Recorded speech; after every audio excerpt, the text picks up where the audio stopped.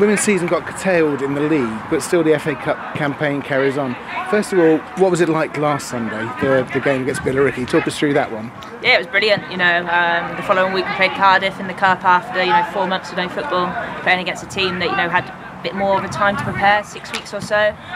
So we went into that game with no pressure. If we won, fantastic. If we don't, then should we have? Probably not. But the girls dug in deep. We got the early goal, held on to the win, and we knew then our season was going to be extended competitively. And we faced Billericay last Sunday here.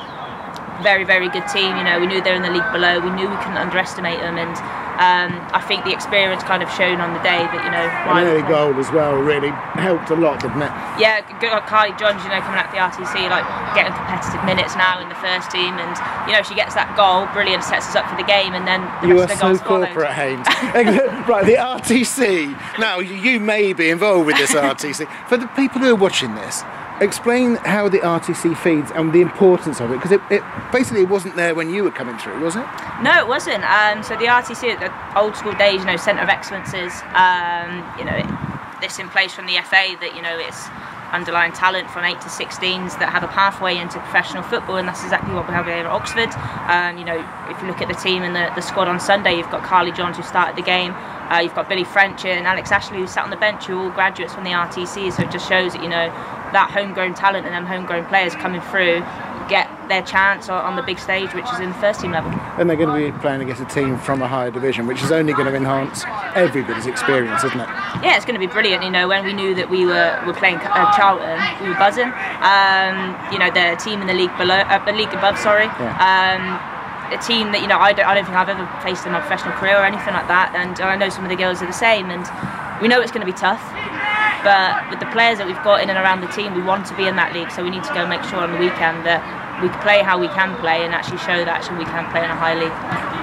If you could have fans, I know you packed this place out on Sunday. It's going to be a little bit harder without them here, isn't it? I 100% agree. I think just before the lockdown come in and we were allowed fans in, and I think it was the men's that couldn't. It just showed actually how much people do follow not only the men's team, not only the women's team, but Oxford United as a whole. And we had lots of new faces down, and we're having really good numbers.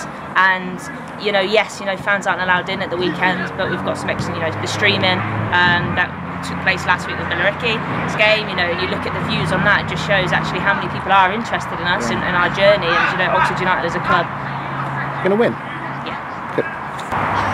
Congratulations last Sunday, but it's all about the Sunday coming now, isn't it? Yeah, as I say, on to the next one every time. Yeah, no, we're looking forward to this weekend. I think it's the least the girls deserve, or we deserve as a group, for how well we've done at points this season when we've been able to. Billericay was always going to be a banana skin, as they say in the cup, because they were the league below. Now you're the underdogs. You can, you've got the advantage, surely.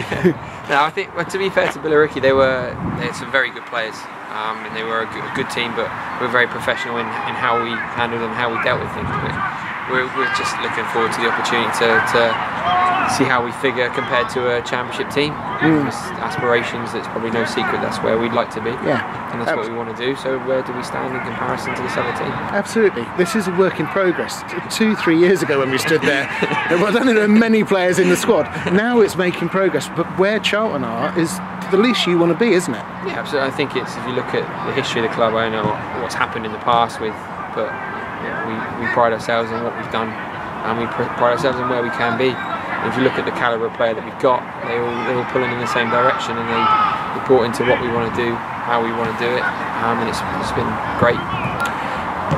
If you could have fans in here for a game like this, I don't know, you'd be close to 1,000, I would guess. How many would you say would be here? I'd hope it'd be the same. It would be quite close to that, wouldn't it? It would give you such an advantage, but that's the one gutting thing, isn't it? Yeah, absolutely. Especially we've got some really good fans as well that have come home and away with us this year, which is brilliant, and for them they get to watch it, hopefully. But for them to not be here to cheer us on, because they are our 12th player at times, and they really are. But I know they'll be cheering us on from home.